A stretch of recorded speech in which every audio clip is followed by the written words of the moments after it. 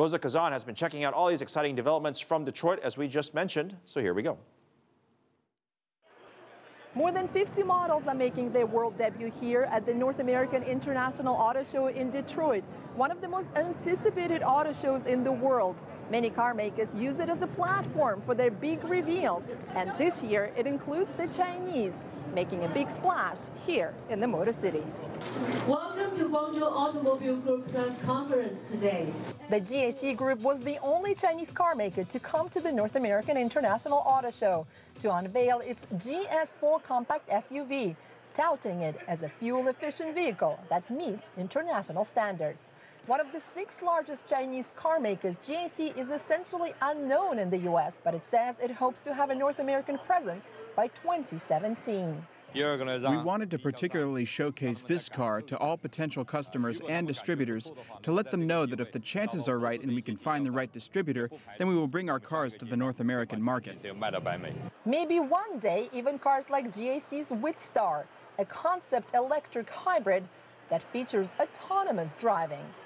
Essentially, it's a driverless car able to get you from point A to point B in autopilot mode as you enjoy the sight of the fish. GAC says exhibiting here will help it learn about U.S. consumers and how they might respond to a Chinese brand. Their products that they have on display here are very impressive. But analysts say the U.S.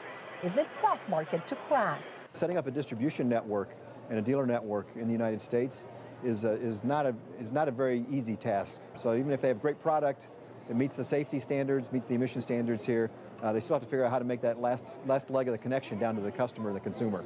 And yet cars made in China will soon be driving on U.S. roads, like the S60 Inscription, a mid-size sedan built by Volvo in Chengdu, China. The Swedish car maker, which was acquired by the Chinese Geely Group in 2010, says it plans to export these cars to the United States. It's very important from a symbolic statement to look at this as the first of many Chinese-built vehicles to come to the U.S.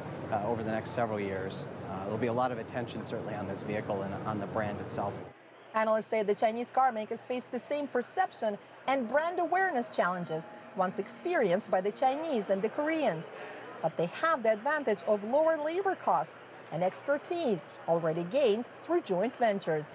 Well, I sat down with the CEO of Volvo, Håkan Samuelsson, and I asked him what was behind that decision and how the firm operates in China, now the largest auto market in the world. No, I think this decision was really based on 2 things. One is, of course, we need here in the US a more attractive product program. And we are listening to our customers. There is a lot of questions about increased legroom and more comfort in the car. So this is a car that will be adding something to our customer, a better offering. That's number one. Number two is, of course, we are producing this car already today in China. It's a Volvo car, designed by Volvo, built according to Volvo quality standards in a brand new factory.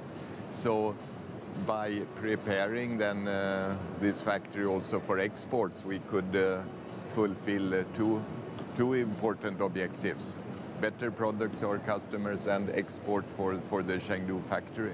Do you think the fact that it is built in China, do you think that's going to in any way affect sales here or perception here, or people are just going to look at it and say it's a Volvo car, it's what I'm looking for, it's what I need, and they're not even going to be really maybe aware of where it's built? No, that we have exactly the same quality, same or even better, because it's a brand new factory, modern equipment. And so we are quite convinced, of course, that our customers will be really satisfied with this. But on the market, there is always people who have opinions about quality. So, but I'm quite convinced once they have tested our car, have seen it, they would really see that it is a Volvo car and it's going to deliver exactly what they expect from a Volvo. Let's talk about a little bit about production in China. Are there any plans to expand it now that Volvo is a Chinese-owned company? And how important is the Chinese market itself for Volvo at this stage? Yeah, but the Chinese market is, of course, very important. It's the biggest market. We sold last year more than 80,000 cars. So we surpassed US, which always in the last 20 years was the #1 market for US. So it's a significant move forward for Volvo, and China is crucial as market. And it is also, as a production base, getting more and more important, because we will produce more and more of these 80,000 cars in China. What are you expecting going forward? What percentage of Volvo cars are going to be made in China by, say, 2020? 2020, it would be probably a quarter. I think in our plans we see a Volvo in 2020 of the size of 800,000 cars. And with these factories we're now building up in China, we should build then about 200,000 cars in China for the Chinese market, but also in certain respect for exports, as we are demonstrating right now. Production that is taking place in China right now, is that going to continue focused mostly on the Chinese market, you know, the market that's closest to where these factories are based? Or are you envisioning that they will become part of the global production for Volvo? They will be part of a global production system in respect of quality standards, processes and training, and everything will be absolutely global and equal.